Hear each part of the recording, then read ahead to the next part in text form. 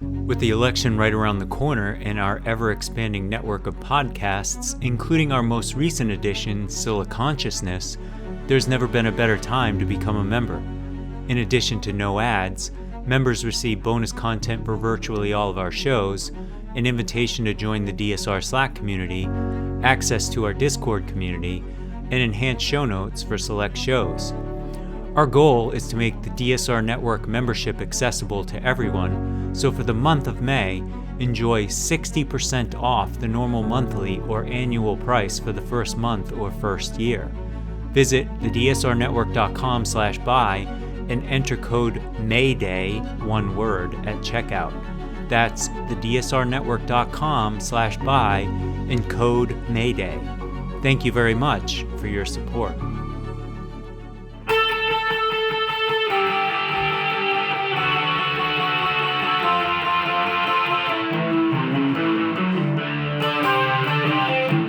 This is the Daily Blast from the New Republic, produced and presented by the DSR Network. I'm your host, Greg Sargent. In recent days, the Republican Party's eager embrace of Donald Trump's authoritarianism and contempt for the rule of law has become more blatant than usual. Republicans have joined him in attacking his criminal trials as illegitimate. Those who are auditioning to be his running mate are saying they wouldn't have certified his 2020 loss, and many Republicans are backing him up in his refusal to commit to respecting the 2024 election outcome. Tom Nichols, a staff writer at The Atlantic, has been writing about this deterioration regularly. In one recent article, he argues that a failure of imagination on our part is preventing us from recognizing the full threat that it all poses. So we invited Tom on the show to try to put all these pieces together into one coherent whole. Good to have you here, Tom. Good to be with you, Greg. Thanks. Well, we'd be remiss if we didn't start with the Stop the Steal flag in Supreme Court Justice Samuel Alito's yard, the upside-down American flag. He denies any role in it. Whatever the truth of that, and I'd like to hear your thoughts on that first, I do think it's fair to say that the Supreme Court is still in a position to lend Trump's insurrection aid and comfort in one sense, if it delays his trial for January 6th offenses until after the election, or worse, grants him immunity. What are you expecting on that front? You know, you'd think that this would be a bigger outrage, but it seems that as a society, we've just become outrage-proof. That, you know, one terrible thing after another, and we sort of shrug and say, well, you know, that's just how it is these days. I don't really buy the story that he didn't have anything to do with it. I mean, to going out, running a flag down a pole, unlatching it, turning it upside down, latching it up again, running it back up the pole. I mean, I don't think his wife snuck out at night in her bunny slippers and he didn't notice that. So I think that's just nonsense. And I think it says a lot about Alito, who, you know, has been ruling in ways that say he wants what he wants. And he has a vision for the country that he's been pretty clear about, and he's just going to keep ruling in ways that get him closer to that. And so I guess I should say that I'm surprised and that I'm shocked, but even I have stepped back and said, well, of course he did. The argument that his wife did it as, that she was kind of triggered by anti-Trump signs or other things in her neighborhood, even if that were true, you're a justice of the Supreme Court and your wife knows that and you know it. And there are some things you just don't do. Or I should say, there used to be things that you just don't do. But those days seem to be over. So I think I don't for 1 minute buy that this was just, my wife got out of the house for a minute and surprised everybody. Well, whatever it was, it does look as if the Supreme Court could lend Trump some support anyway on the January 6th stuff, maybe unwittingly, and there are a lot of arguments about how to think about this, but they've already made it clear that they're ruling, if a quick ruling is advantageous to Trump, they rule quickly. If delay is advantageous to Trump, they rule slowly.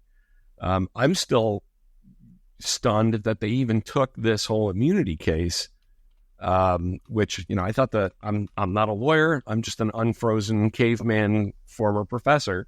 And it seemed to me that the district court made a really great argument about why this whole theory is insane, but the court took it up anyway.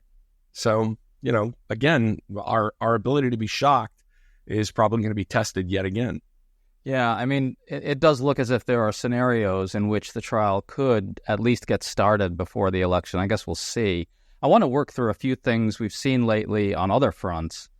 First, Trump's trial for the hush money scheme continues this week.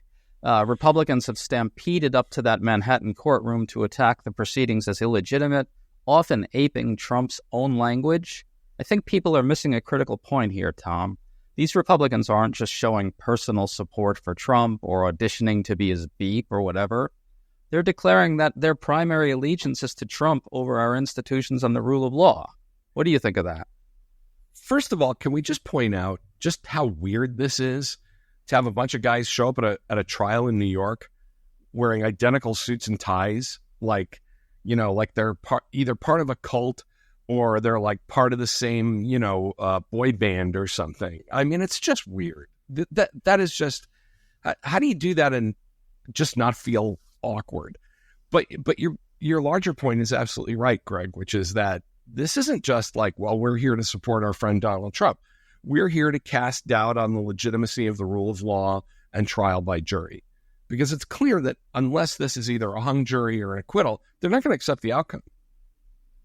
I also think it's kind of interesting that the one case that everybody thought was the one that wouldn't matter now turns out to be pretty important. I mean, I think, the New York prosecution's really making the point that this was a scheme to influence the 2016 election, and it had national impact. This isn't just some, shabby bookkeeping in Manhattan. This was really a much larger attempt to thwart the press and to hide something terrible using financial chicanery. It drives me crazy when legal analysts say things like, and these are usually people with a background in election law, they say things like, oh, election interference, that's just small potatoes. But that's the secondary offense.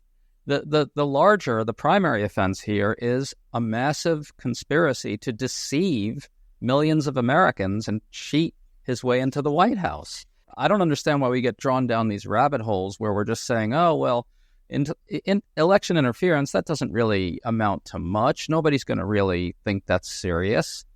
I mean, what do you think? Isn't this, it's a major, major offense against the country, more broadly, in political terms. Well, and the same people that might otherwise be very worried about the ability of rich guys to hijack elections. I mean, this was, a rich guy using his wealth to stomp out a story in violation. I mean, basically making, again, I'm not a campaign finance guy, but seems to me that when you're using a lot of money to the advantage of your campaign, you're evading laws about how much money you can use to the advantage of your campaign. But as you say, the big story is, let's deceive the American people. Let's use a lot of money to create, to smother a story that otherwise would be really damaging. And let's do it by falsifying a lot of records. And I've been watching, I have not obsessively been watching the coverage because it's just too depressing. But it seems to me they're laying out a pretty simple tale. There was all this falsifying of records that was meant to hide money, that was meant to squash a story, that was meant to influence the campaign. Let's talk a bit about one of your favorite Republicans, J.D. Vance. Clearly, he's auditioning to be Trump's vice president and all that. He says as Trump's VP, he wouldn't have done what Mike Pence did and would not have counted the presidential electors until states had the opportunity to send alternate electors. He delivers this in this tone of high dudgeon where he's really being very sincere and, really speaking seriously about what would be good for the country, but he's full of shit, right? Let's be clear. In order to compete for the Veep slot, you have to declare in advance that you will show allegiance to Trump over the peaceful transfer of power. Isn't that what he's doing? And what does that mean? Yeah, you have to show the primary requisite for the job of VP with Donald Trump is that you will, in fact, preemptively violate your oath. that you will not swear to defend the Constitution against all enemies, foreign and domestic, that you are assuring Donald Trump that you will, in fact, violate the Constitution when told to. Yeah. And that, and Vance knows it, and so do all these other folks that are trying to get into the Veep stakes. Elise Stefanik said the same thing. Yeah, of course she did. I mean, Elise Stefanik will say anything she needs to. Why are our discussions of this swaddled in euphemism? Why can't the press clearly portray these things for what they are, the way we are here? Because I think the whole country, everybody, voters, you, me, everybody. I mean, this is just a normal human thing. We're all locked in a normalcy bias. There is a part of us all that just can't believe it. That just can't believe that a major party candidate is saying that the most important attribute of the vice presidency is not the ability to step in if something happens to me or to be my trusted advisor. It's that someone who will be in a conspiracy with me to violate the Constitution at my command. And I think, to say that out loud, you say, that just can't be happening. That can't be true. And I think that's part of it, Greg. I think we're just, I wrote about a week or so ago, I wrote about the failure of imagination, that we just can't get our heads around it, because even our worst politicians have always been, in their worst moments, have nonetheless been kept within the constitutional guardrails. And Trump's making it very clear, I won't be bound by the Constitution of the United States of America. The minute he takes his oath, if he wins, he will say, I swear to uphold and defend the Constitution, and that'll be the first lie he tells in the first minute of his presidency. Absolutely. I do want to ask you about this idea that we lack the imagination to picture the worst possible outcomes from a second Trump term. I think what's critical about this is you don't have to predict with certainty that these outcomes will come to pass. You can see scenarios in which they wouldn't, with the proper kind of resistance from either within, which looks less plausible now than it did during his first term, or from without. You merely have to acknowledge that these outcomes are within the range of possibilities, especially with Trump telegraphing a lot of it in his own words. So let me ask you this, Tom. If you had your way, what would our discourse look like right now? What specific potential outcomes would we be discussing? What would that public debate look like, ideally? Well, at the risk of a self-serving ad for The Atlantic, we did that as a special issue of the magazine a few months ago, where we just did an entire issue called If Trump Wins. And 24 of us took each part of American life, that, abortion law, the military, the economy, all of the major issues that are coming up. And we said, look, this is what it is likely to look like. Is this really what you want? And I think part of what I'd like to see is people taking Trump more seriously. Trump gets away with a lot by being a buffoon. Some years ago, I did a piece in my old newsletter at The Atlantic where I talked about a story that I recommend to folks. It was called Damned Funny, and it was about a guy who makes a deal with the devil without realizing how much trouble he's in, because the devil appears in little, red pajamas with a little, flap and little plastic horns, and, is a bumbling little boob. But then, of course, he finds out later that, no, he really is dealing with the prince of darkness and ends up in a bad situation. And I think that's part of what we're dealing with now. People look and they say, oh, well, and aided by amnesia, of course, right? You were saying, here are some things we could conceive of. We don't have to imagine them, Greg. They already happened. I mean, January 6th is a real thing that happened. And we've just gone by it. It's like, well, January 6th, that's old news. I would love to see people just asking Trump at every turn, will you once again, and not letting him off I think this is so frustrating, not letting him or his enablers off the hook. Are you going to violate the Constitution again? Maybe. Okay, well, let's move on to the next subject. No. That's the subject over and over and over again. Not only that, Tom, it's also very present in the discourse right now, because Trump is openly promising to pardon the January 6ers. Which is going to create a kind of a group of people who are going to owe Trump everything. People that have already broken the law and in some cases done violence on his behalf, who are basically going to owe Trump their freedom and getting their life back by the stroke of his pen. And I think we should think about what the effects of that could be as well. Well, let me go to another piece you wrote recently, which was about political violence. You wrote essentially that Trump's embrace of political violence is really a red line of sorts, or at least a crossing of a red line of sorts, and an ominous sign of worse to come. Can you kind of recap your argument there and try and fit it into the larger kind of scheme of things here? What does it mean that few Republicans will stand up and condemn this? Well, part of what I was writing was to tell people to stop using the term fascist until you really need it. Because for years, anything, tax cuts are fascist, big defense budgets are fascist, spelling reform is fascist.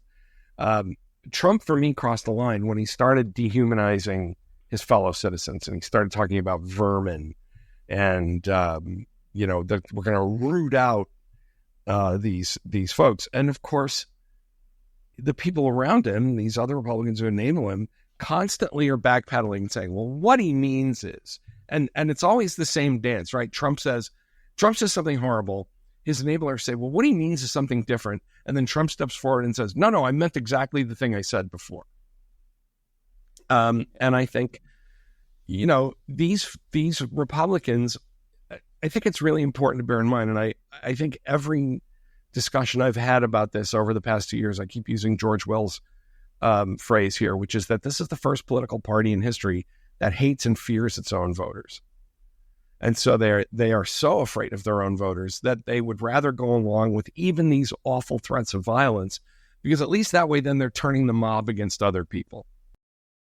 These are folks who understand that their own voters are volatile and fickle and difficult, and everything they say is meant to survive primary challenges, because once they get through the primaries, they're usually safe in their red districts or their red states. But they've had to really kind of bend the knee and say hideous things to stay out of the way of their own primary voters. And it's really sad, because even people now who probably don't need to do it just reflexively do it out of party loyalty. And Mitch McConnell doesn't need to kiss anybody's ass anymore. The guy is he's in his 80s. He's not going to run again. He's not going to be Senate Majority Leader again. But there's just an emptiness there. There's a hollowness to these people where principles should have been. But with some of these younger folks, Vance, Stefanik, others, they're not going up. JD Vance is not going to move back. If his Senate term ends, he's not moving back to Ohio and, tilling his fields. It's just not who they are. And so that is a really dangerous combination. This kind of, I keep referring to it as a kind of soulless opportunism. And that makes people especially ripe for Trump's brand of transactionalism. Yeah, and in a way, you could even argue that that's the most positive construction you can put on this, right?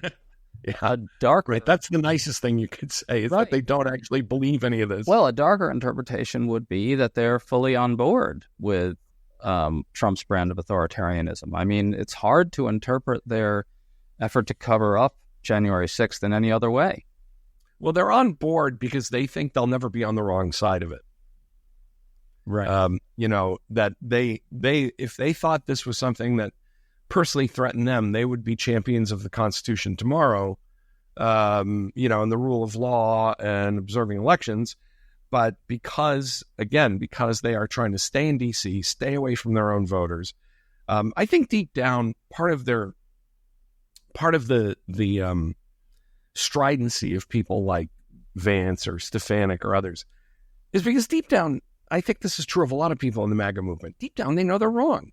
They know what they're doing is terrible. I sure hope so. Yeah, but let's talk about the Republicans, the very few Republicans who actually exercised serious heroism during the Trump years, and especially during January 6th. I mean, you had some putting themselves at great personal risk to testify to the January 6th committee, to directly resist Trump's pressure on them to help steal the election. and who have since criticized the Republican Party for trying to cover up January 6th. These people really, I think, deserve enormous credit for what they did. But what's really conspicuous, Tom, is that they are all relegated to the fringe of the party. They've been hounded by bullying campaigns. They've been sent into retirement. And what is it like for a Republican like that? I guess, you're kind of in this position in some sense. What is it like for those people to watch as Republicans like J.D. Vance and Elise Stefanik advance within the party by showing the most kind of craven capitulation imaginable to Trump after those people themselves exercised real heroism and put themselves at great risk to resist it in hopes of saving the party from it? I think that there is an atavism among some of these folks that the party still matters. I think for a lot of us who were once Republicans, the party's dead, and it's been dead for a long time. And the idea that, I always think of the line that came up when Gorbachev was trying to save the Communist Party at the very end, and one of his advisors said that you're trying to serve tea to a corpse. And I think the big line of demarcation are the Republicans who have realized that the party's dead and that we're all part of this kind of larger pro-democracy coalition. We're not Democrats. We're not, socialists. We're not, anarcho-syndicalists or corporate, whatever. We're just all part of the partisans for the Constitution party. There are still some, I still wonder about folks like Larry Hogan, running as a Republican. He's going to caucus with the Republicans, clearly had no truck with Trump, didn't want anything to do with him. But yet, okay, Governor, then what is it you're going to do in the Republican Party? What will happen with you caucusing with Ted Cruz and Josh Hawley? What is that going to look like? And I think one of the great strengths of the Republicans as a competitive party back in the day was that they had remarkable party discipline. This was always, this, right? That the card they could always play is that the Democrats are this just disorganized shit show where they're mostly fighting with each other, and Republicans would get in line and pull the lever for Republicans. That now is one of the things that's keeping Trump and the MAGA people afloat, is that Republicans, that the Republican brand has become Trump's brand, and they just pull that lever. My curiosity is not about the people who've been relegated to the fringe. They've made their decision. I think they understand the world they're living in.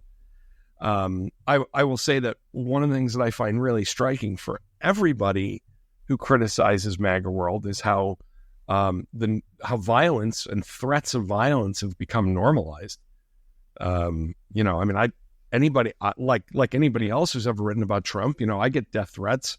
It's just part of it. Just goes with the territory now for people like Kinzinger and Cheney and others, and even little fish out there who are just writing about Trump or anybody else.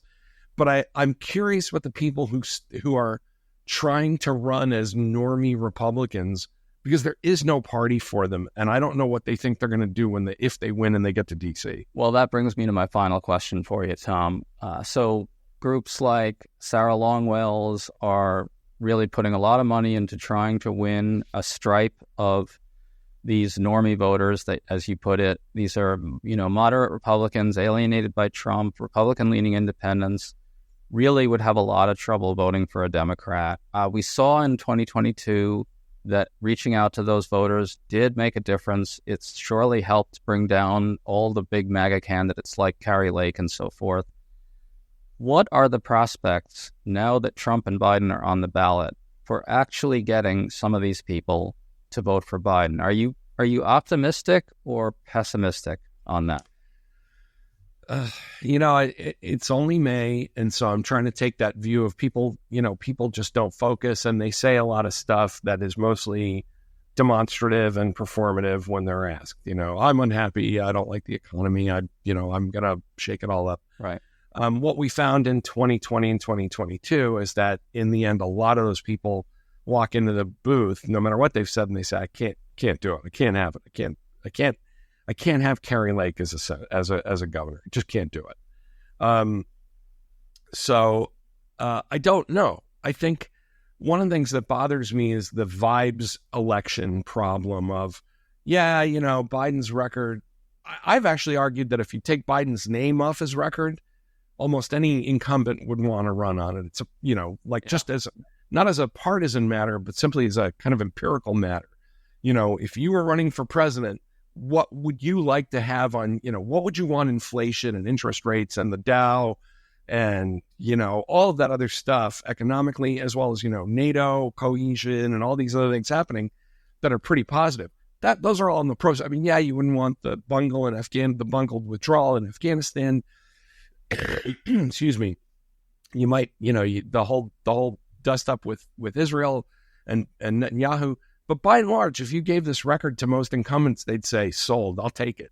The problem is that then the voters say, yeah, that's all true, but, he's old, or he walks funny, or his voice doesn't sound strong.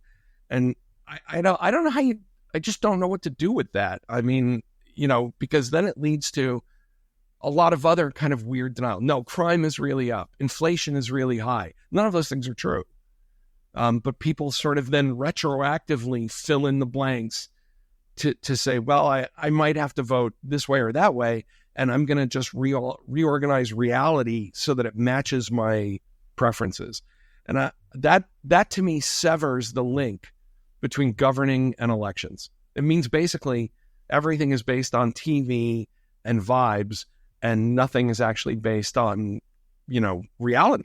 It's funny though, Tom. I mean, they have the MAGA and the Republican Party under Trump have lost the last 3 straight elections. 2022, a bit of a mixed picture for sure, but no question that Republicans dramatically underperformed, and the MAGA movement lost its biggest races. And Trump lost in 2020. This is a hard fact for people to keep in mind, but we lived through it. He lost that election. So I think that coalition is out there. The fragility of it is just really, really, really unsettling. Yeah, that to me, that's an internal, looking at it as an outsider, as a, having never been a member of the Democratic Party, that is an internal Democratic problem of, especially among younger voters. If Biden doesn't stop the war in Gaza, if Biden doesn't forgive my student loans, if Biden doesn't do X, Y, or Z, when you get older, you realize that, what's the metaphor? It's a bus, right? It takes you, the party is a bus. It will take you as close to your destination as you can get.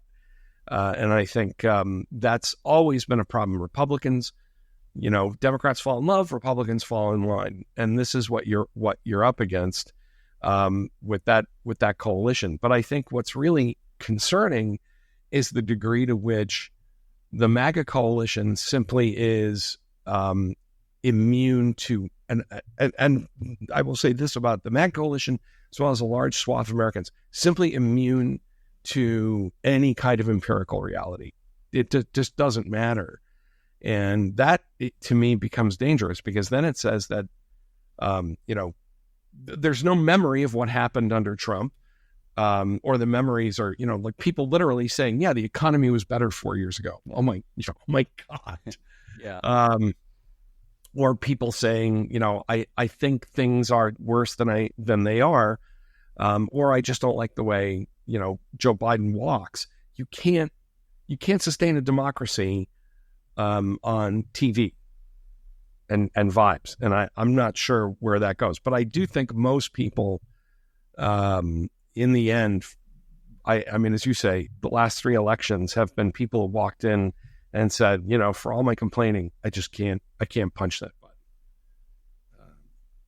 Yeah, well, look, on that sort of cheerful note, let's call it a day, man. Listen, Tom, it's always good to talk to you. Thanks for coming on with us. You too, Greg. Take care. You've been listening to The Daily Blast with me, your host, Greg Sargent. The Daily Blast is a New Republic podcast and is produced by Riley Fessler on the DSR Network.